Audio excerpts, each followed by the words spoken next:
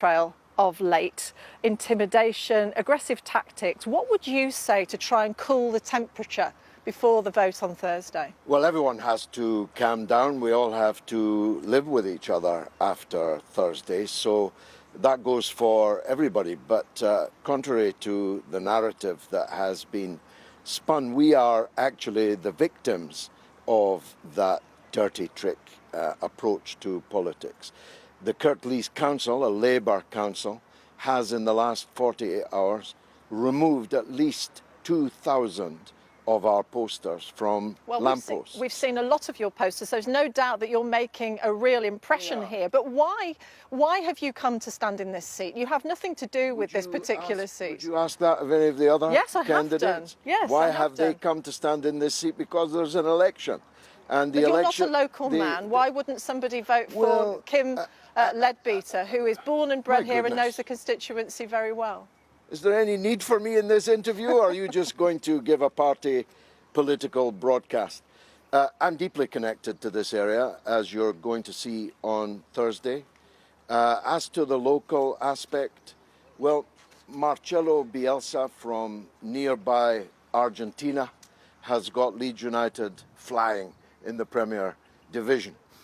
It's not where you're from that counts, it's what you can do.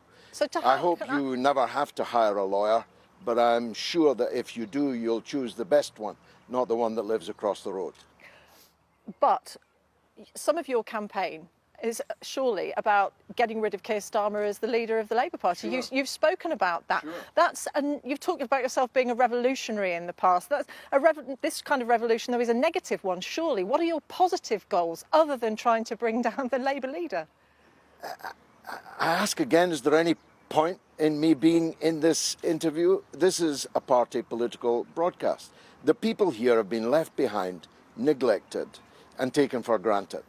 And they're going to show what they feel about that on Thursday. I think I'll be the beneficiary of that, but whatever happens, Labour will lose this election, and they will lose it not because you say I'm a revolutionary, not because I arrived with a fanfare on a bus, not for any of the other negatives you've spun in just 2 or 3 minutes in this interview, but because arriving Labour... on a bus and having a fanfare isn't a negative thing. 100 yards from here is a listed building that used to be the police station. Labour closed it down and sold it to a property developer for the price of a chip shop.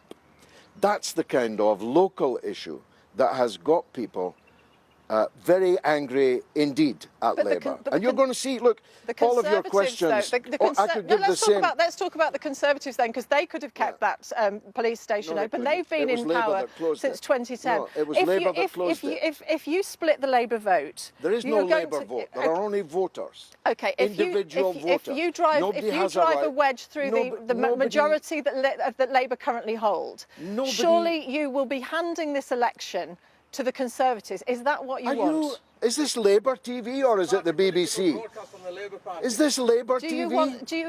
Are you happy to see the Conservatives gain power There is no such thing as a Labour vote.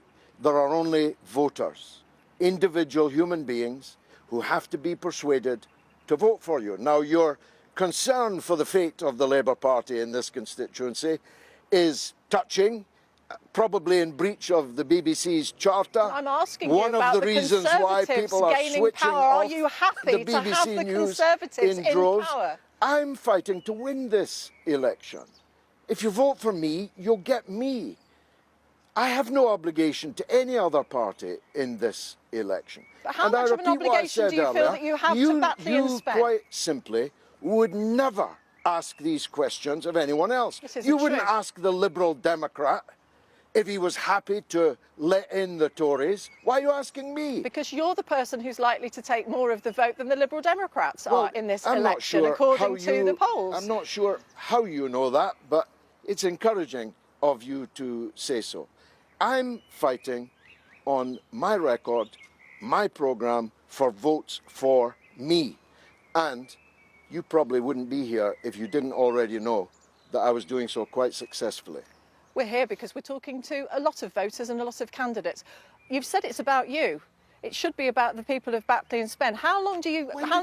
Just then you said it's about me. It's about votes for me. Record, my programme and what I'm offering the people in this by-election.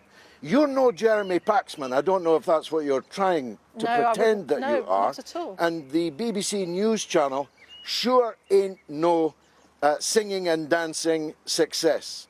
Well, I gave you my time Mr. Galloway. to speak about the issues in this election. All you have done from the first second is attack me on behalf of the Labour Party. No, not at which all. Is a very odd use of all these 1, 2, 3, 4, 5 BBC staff. It's an odd use of the taxpayers' money. It's a licence fee payer, not a taxpayer. What's the difference between a licence fee and a taxpayer? It's a levy, not a tax. Do you want to have a debate about that? What I'd like because you to people do... are sick paying the BBC for party political propaganda on behalf of the establishment. I would like to ask you then, how long-term a commitment are you prepared to make in Batley and Spen? Exactly the same as everyone else. This constituency ceases to exist at the next general election. Perhaps you didn't know that. This is the last election there will ever be in the Batley and Spen constituency. That's my commitment. But the people will still have a vote for someone. Sure they will. They'll be split into different constituencies thanks to Tory gerrymandering. But I'll be, if elected, the last ever Member of Parliament for Batley and Spen. And I hope to be. I think it would be a real signature sign-off for this constituency if they told everyone they were not going to be taken for granted anymore. George Galloway from the Workers' Party, thank you very much for talking to us. I'd be lying if I said thank you back. That's okay, that's fine. You came, you talked to us. That was George Galloway.